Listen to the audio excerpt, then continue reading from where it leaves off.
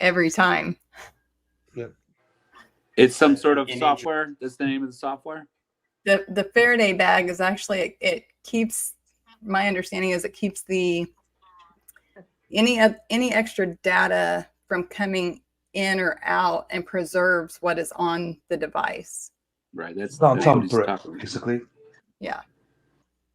You can't, because when did they take your phone? When did they actually take it? They came with a warrant on Wednesday in the afternoon, right at noon, I think maybe. I'd have to see when. That Wednesday was a timeline. They had a meeting in the morning. They went over what they had so far, which was that she had made a dental appointment.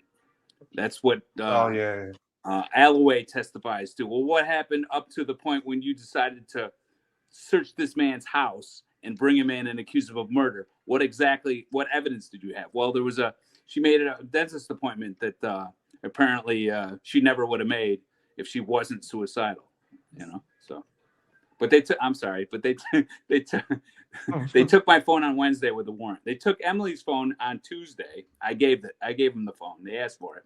And when they came Wednesday with the warrant, it was locked also. I didn't have to give him the code, but I gave it to him, and I never should have. Fuck the police all the time. But I mean, I was desperate. So I gave him the passcode. You know how like we all have passcodes, right, to get on our phones?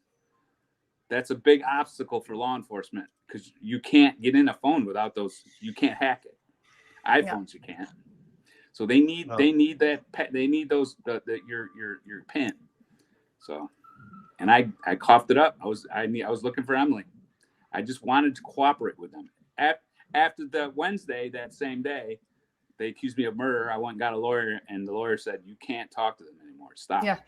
Shut up. And then you know what they do with that is that to this day, Grubbs is on TV saying that I wasn't searching for Emily, that I was just staying home, that I didn't call for updates, is what he said.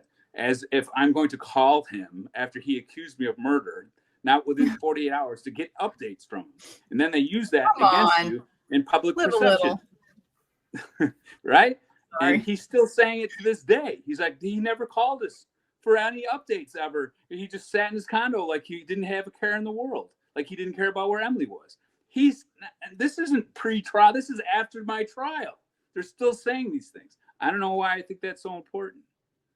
Am I out of my, I mean, I don't think you should ever talk to cops. So there's that. No, I'm saying, like, should I be concerned about what he's saying now? That he's still out there slandering my name? Should it bother me at all that he's literally lying to the public about why he thinks I'm still guilty? I mean, it's annoying though. It's annoying. He doesn't want to look like he's a crappy. That's right. It's called damage control is what he's doing. But I want the public to know when they go on and they hear Grubbs, the lead detective, say, Matt wasn't searching for Emily and he never called us for any updates. And he uses that as evidence that I killed my wife. Know that he knows that I would never call that man after being accused of murder. He's being disingenuous with you. He's lying to you to try to get his point across. He's to this day not pre-trial. I can see pre-trial or after trial, but it's over. Why is he still lying? Have fun paying that check every fucking 6 months and paying all those taxes for these cops that don't give a fuck about you.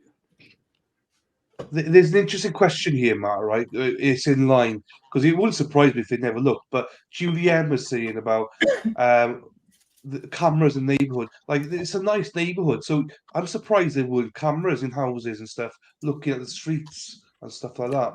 There's plenty of cameras in that neighborhood. I guarantee it. It was a senior,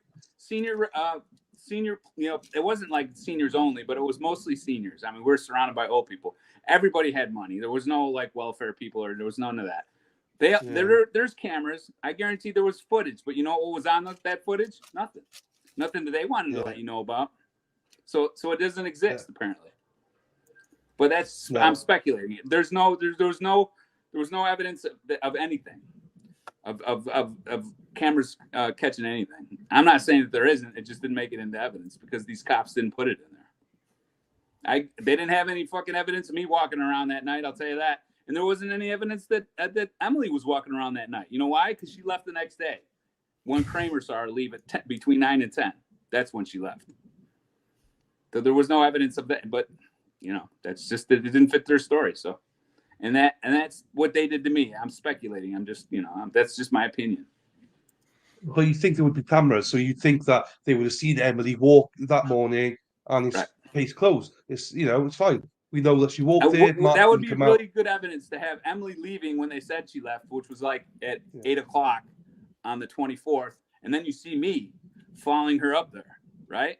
That would be pretty devastating evidence. Doesn't exist. You can think about it, you can say it all you want, but if you don't have any evidence of it, you can't bring it into court. It won't go over in court. No, I know. And I just love the laugh that Dr. Hines bringing in. The way